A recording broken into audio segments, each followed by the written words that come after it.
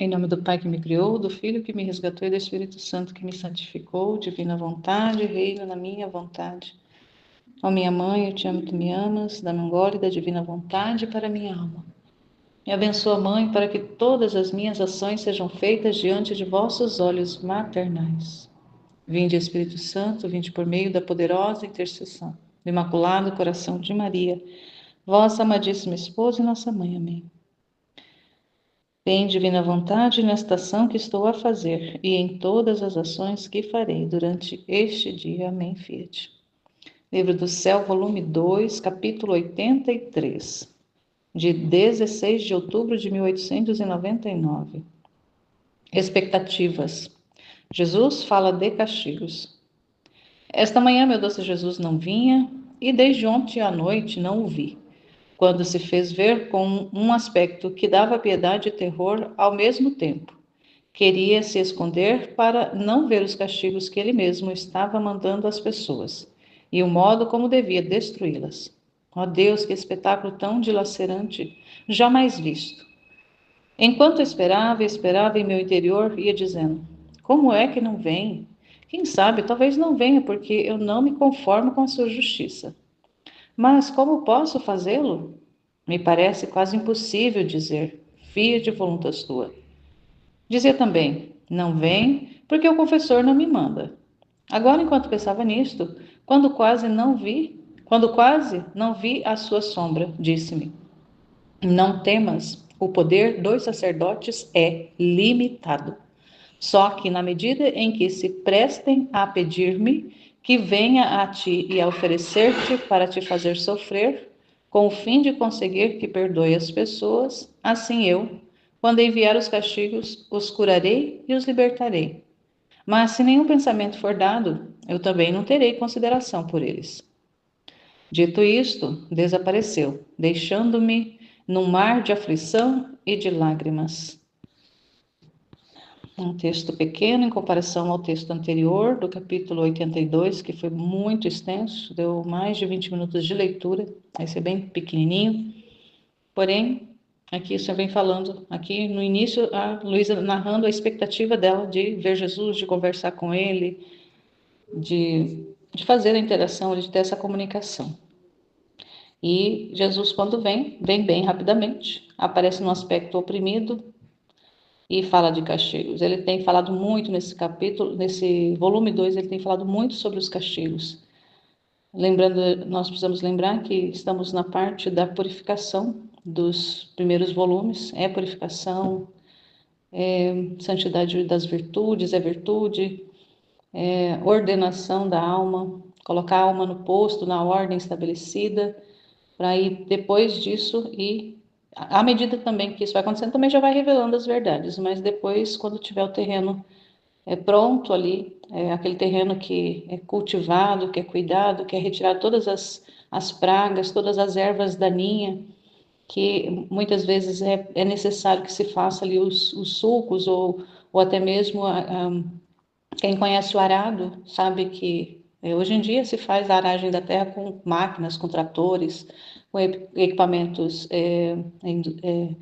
tecnológicos avançados, mas antigamente o arar a terra, e eu ainda me lembro que eu vi muitas vezes meu pai fazendo quando eu era criança, era um cavalo que puxava aquele instrumento do arado, e o arado era uma lâmina em forma de V, que ia cortando a terra, o cavalo ia na frente puxando.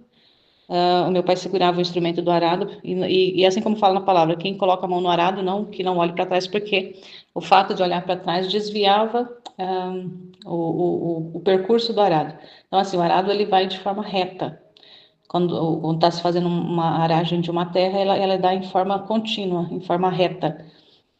E assim, se a pessoa que está ali com a mão no arado, que é quem está guiando o animal que está puxando, o cavalo, o burro, qualquer um animal que está, ou até mesmo boi, às vezes acontece, né, aquele animal que está puxando, ele fazendo a força de puxar o instrumento e o homem está atrás segurando com as duas mãos para guiar, para que realmente saia reta, a linha reta, aquela aragem. Essa aragem da terra, ela revolve a terra, ela mexe a terra, ela faz essa revolvimento da terra, mexendo ela, para que ela se torne mais produtiva.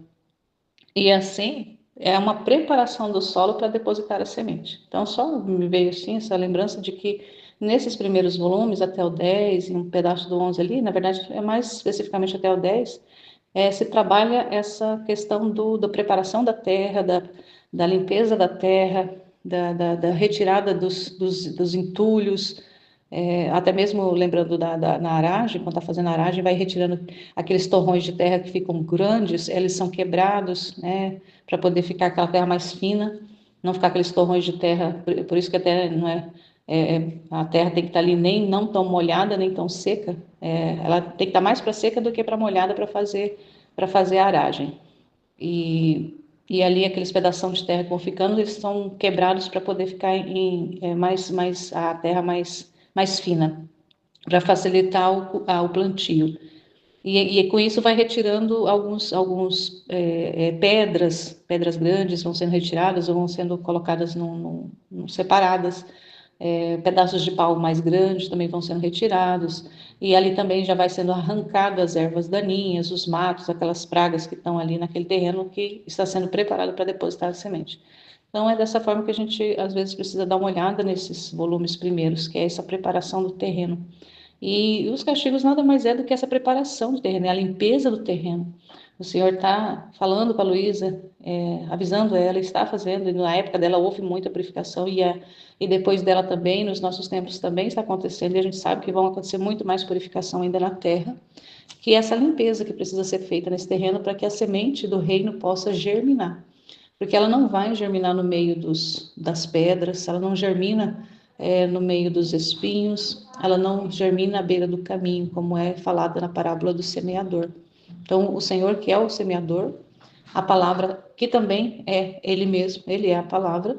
Então, para que Ele possa realmente germinar, fazer a sua vida acontecer dentro da alma, que é o terreno, que é esse espaço, é necessário que esse espaço esteja limpo, que esse espaço esteja preparado, que esse espaço esteja ali apto a receber a semente. Porque senão, se não tem, se o nosso coração está com muitos espinhos, então está cheio de coisas, muitos apegos, sufoca a semente e ela acaba morrendo.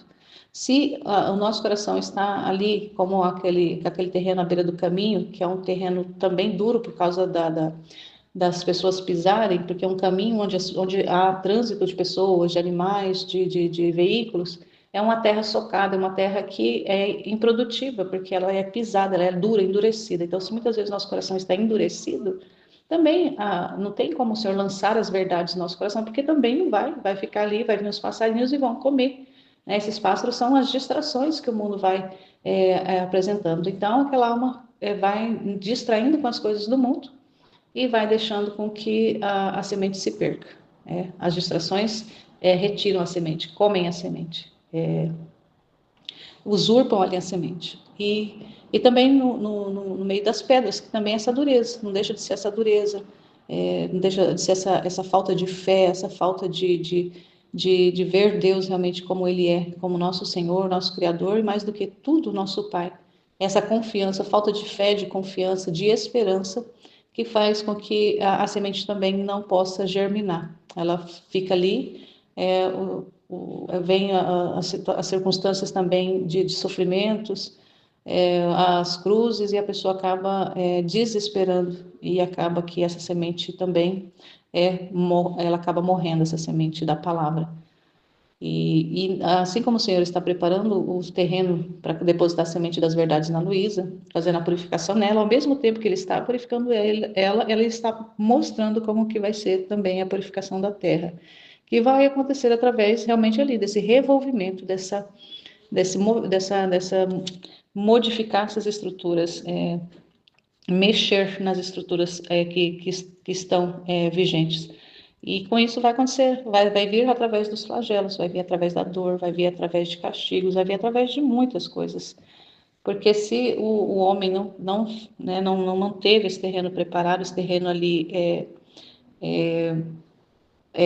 propício para receber a semente da palavra, para receber a palavra e fazer com que ela crie vida na própria vida, vai ter que ser através da dor. Então, é aquela realidade que a gente sempre retoma, né? Não vai pelo amor, vai pela dor. Então, se o mundo não se converte pelo conhecimento, pela busca do conhecimento de Deus, pela busca da verdade, pela busca de saber realmente o que que eu estou fazendo aqui, buscar pelo sentido da sua vida em Deus, não nas coisas, não nas pessoas, não no mundo, mas buscar pelo sentido da sua vida em Deus, porque o sentido final da nossa vida é Deus. Ele não é só um sentido intermediário, é o sentido último. Na verdade, a palavra é essa: o sentido último de toda a nossa existência é Deus. É para Ele que nós fomos feitos, é por Ele que nós somos feitos e é para Ele que nós somos feitos. Então, Ele é o sentido último da nossa vida. Então, quem busca aqui na Terra o sentido, não só os sentidos imediatos da sua existência, mas o sentido último, busca como fim aqui na Terra, nas coisas da Terra, nas coisas do mundo, ela acaba perdendo a oportunidade e vai, né, o Senhor vai utilizar um instrumento de purificação, de flagelo, de castigo, para poder fazer com que essa alma, se ela não é capaz de olhar para Ele na época da abundância, na época da prosperidade, na época da paz, ele vai ser obrigado a olhar para ele na época da guerra, na época da perseguição, na época dos flagelos, na época das doenças, na época das dores, na época das privações, de todas as realidades e circunstâncias adversas que vai tocar a vida desse homem. Então é assim que vai estar se sucedendo. Sempre se sucedeu assim ao longo da história da humanidade e não vai ser diferente, mas de forma mais intensa no nosso tempo, porque é o tempo em que o Senhor vai fazer essa purificação para limpar a terra.